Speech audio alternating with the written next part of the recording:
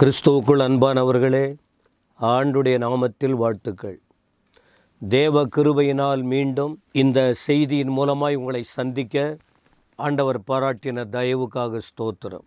எங்களுக்கு தெரியும் நீங்கள் தேவ அன்பை பெறுவீர்கள். தேவன் உங்கள் மேல் அன்பாய் இருக்கிறார். அதனால தான் இன்னைய வரைக்கும் நீங்கள் உயிரோடு இருக்கீங்க.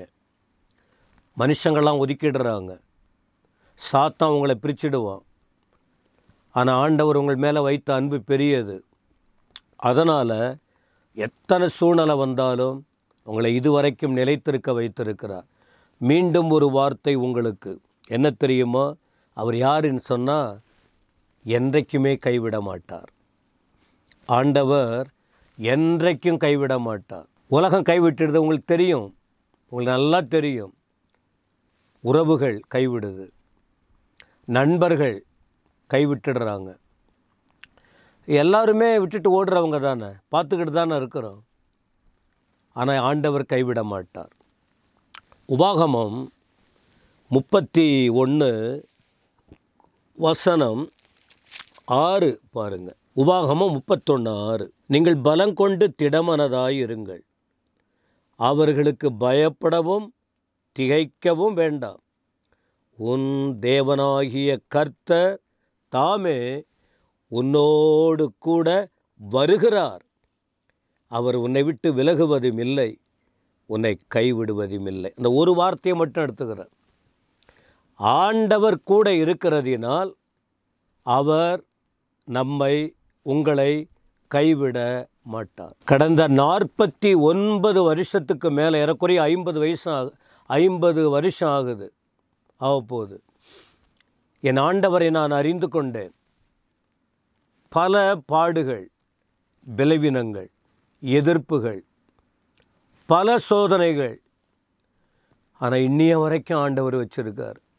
ஏதோ ஒரு காரியம், நல்ல காரியம் என்கிட்ட பார்த்துருக்கார்.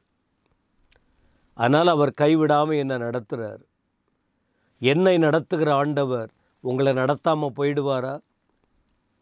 இந்த தேவனை அறியாமல் இருந்த என்னையே உணர்த்தி தெளிவாக்கி கற்றுக் கொடுத்து இது வரைக்கும் அற்புதமாக நடத்துகிறார் என்றால், இந்த வார்த்தைகளை கேட்கிற எனக்கு அருமையானவர்களே, உங்களையும் ஆண்டவர் கைவிட மாட்டார்.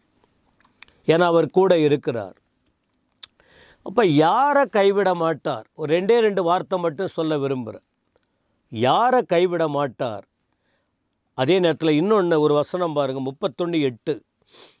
இதே உபாகமம் 31:8, கர்த்தர் தாமே உங்களுக்கு முன்பாக போகிறவர், அவர் உன்னோடே இருப்பார், அவர் உன்னை விட்டு விலகுவதும் இல்லை, உன்னை கைவிடுவதும் இல்லை, நீ பயப்படவும் கலங்கவும் வேண்டாம்.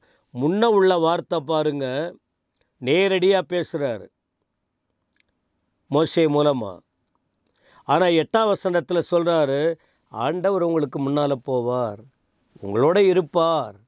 வரக்கூடிய நாட்களில் உங்கள் முன்னாடி அவர் போவார், அவர் உங்களோட இருப்பார், அவர் உன்னை விட்டு விலக மாட்டார், உன்னை விட்டு விலக மாட்டார், உன்னை கைவிட மாட்டார். நீ பயப்பட வேணாம், கலங்க வேண்டாம். அப்போ யாரை விட்டு விலக மாட்டார்? யார் எப்படிப்பட்டவங்களாக இருக்கணும்? தேவன் கைவிடாமல் இருக்கணும்னா, தேவன் நம்மை கைவிடாமல் நம்மோடு இருந்து நம்மை வழி நடத்த வேண்டுமானால் எப்படிப்பட்டவர்களாக இருக்க வேண்டும் என்றால், அவர் கொடுக்கிற வார்த்தைகள், பிரமாணங்கள், விதிமுறைகளை கை கொண்டு நடக்கணும். காதில் கேட்குறோம்ல, அதை விட்டுறக்கூடாது. கேட்கிற வார்த்தையை யோசித்து அதன்படி நடக்கணும்.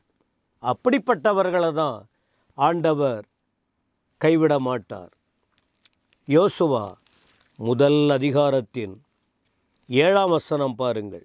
என் தாசனாகிய மோசே உனக்கு கற்பித்த நியாயப்பிரமாணத்தின் படியெல்லாம் செய்ய கவனமாயிருக்க மாத்திரம் மிகவும் பலங்கொண்டு திடமனதாயிரு.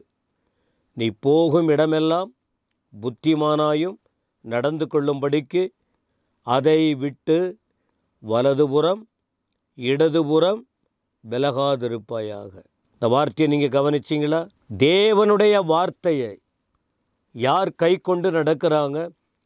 அப்போது மோசேக்கு ஆண்டவர் வார்த்தைகளை சொன்னார். மோசே ஜனங்களுக்கெல்லாம் இந்த வார்த்தையை சொல்லிக் கொடுத்தார்.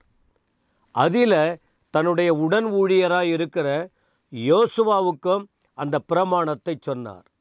என்ன சொன்னார்? என் தாசனாகிய மோசே உனக்கு, ஆண்டவர் சொல்கிறாரு, யோசுவா, என் தாசனாகிய மோசே உனக்கு கற்பித்த நியாயப்பிரமாணத்தின்படியெல்லாம் செய்ய கவனமாயிரு.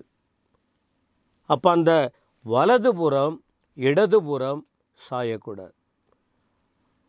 பல சந்தர்ப்பங்களில் நாம் விலகி போயிடுறோம், தேவனை விட்டு தூரம் போகிறோம், அவர் சொல்லை மறந்துடுறோம், மனுஷிகத்துக்கு இடம் கொடுத்துடுறோம். அதனால் பிரியமானவர்களே, ஆண்டவர் சொல்கிறாரு, 8ஆம் வசனம் கூட பாருங்கள், இந்த நியாயப்பிரமாண புஸ்தக உன் வாயை விட்டு பிரியக்கூடாது. உன் வாயில் ஆண்டுடைய வார்த்தை இருக்கணும். எப்பொழுதும் தேவனுடைய வார்த்தை உன் நாவிலே புறப்பட வேண்டும். இதில் எழுதி இருக்கிறபடியெல்லாம் நீ செய்யணும். இந்த பைபிளில் நியாயப்பிரமாணத்தில் என்ன எழுதியிருக்கு அதன்படி செய்யணும், நடக்கணும். இரவும் பகலும் அதை தியானிக்கணும். ராத்திரி பகலாய் இந்த வார்த்தையை படிச்சுட்டு இதை யோசிக்கணும். அதன்படி வாழ ஒப்பு கொடுக்க வேண்டும். அப்பொழுது உன் வழி தெளிவாக இருக்கும், நீ புத்திமானாய் நடந்து கொள்வாய். எனவே புரிஞ்சுக்கிட்டீங்கல்ல, ஆண்டுடைய விதிமுறைகளை கை கொண்டு நடக்கிறவங்க. 2வது ஒரு வார்த்தை சொல்கிறேன், எபிரேயர் 13:5, பண ஆசை இருக்கக்கூடாது. பணம் வேணும், பணம் எல்லாருக்கும் வேணும். பணத்து மேலே ஆசை வச்சு அளவுக்கு மீறி ஓடக்கூடாது. பண ஆசை 1 தீமோத்தேயு 6:10 எல்லா தீமைக்கும் வேறு அதுதான். பண ஆசை கூடாது. போதுங்கிற மனம் 1 தீமோத்தேயு 6:6.